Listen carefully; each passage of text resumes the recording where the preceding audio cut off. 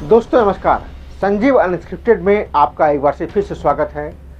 शंकराचार्य पद को लेकर के चल रहे विवाद ने एक बार फिर से धार्मिक, प्रशासनिक और राजनीतिक बहस तेज हो गई है। इस पर नेताओं और संतों के बयान सामने आ रहे हैं।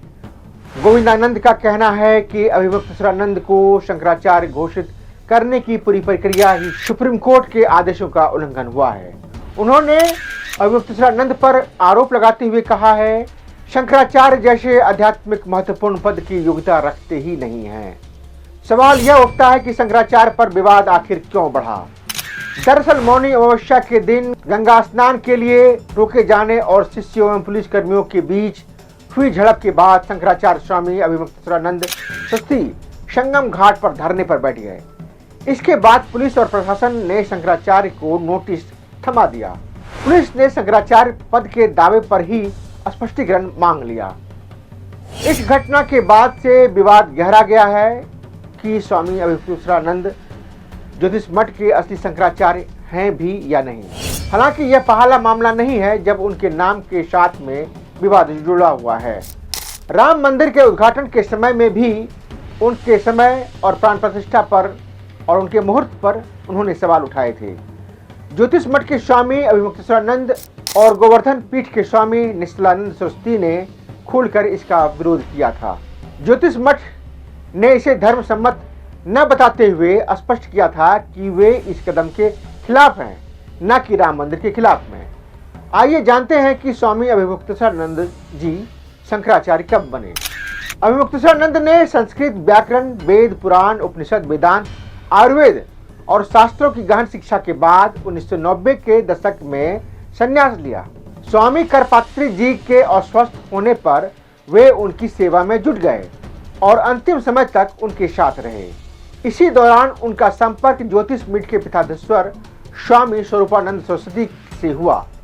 15 अप्रैल 2003 को उन्हें दंड संन्यास की दीक्षा दी गई और तभी उन्हें नाम मिला स्वामी अभिमुक्तेश्वरानंद सरस्वती।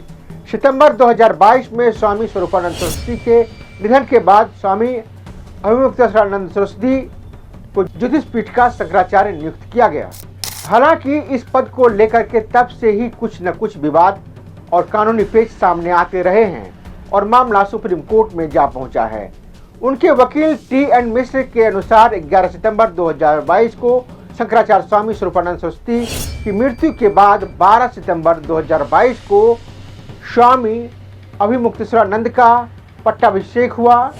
21 सितंबर 2022 को स्वामी वासुदेव नंद सरस्वती ने अभिषेक को रोकने के लिए एक अपील दायर की थी। हालांकि मिश्रा ने दावा किया है कि कोर्ट ने पाया कि स्वामी अभिमुक्तेश्वरानंद पिछली कार्रवाई में पक्षधर नहीं थे और अपने आदेश में कोर्ट ने खुद उन्हें शंकराचार्य कहा था।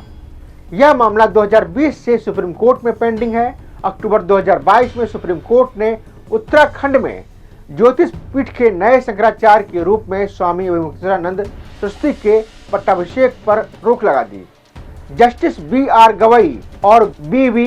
नागरत्ना की बेंच ने यह आदेश तब दिया जब सॉलिसिटर जनरल तुषार मेहता ने बेंच को बताया कि पुरी के गोवर्धन मठ के शंकराचार्य ने एक हलफनामा दायर किया है जिसमें कहा गया है कि स्वामी अभिमुक्तेश्वरानंद को ज्योतिष मठ के नए शंकराचार्य के रूप में नियुक्त करने का समर्थन नहीं किया जाए।